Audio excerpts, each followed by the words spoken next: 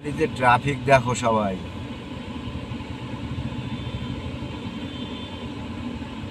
যারা আসবে চিন্তা ভাবনা করে আসো, প্রচুর টাইম লাগবে, প্রচুর জ্যাম।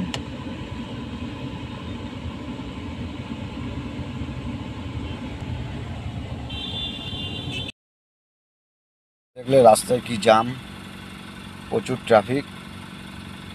তা প্রথম ভাড়াটা ভালোই পেয়েছিলাম, দাদাভাইকেও ভালো পেয়েছি, কিন্তু জ্যামেই লাভের গুড় পেঁপে খেয়ে নেয়।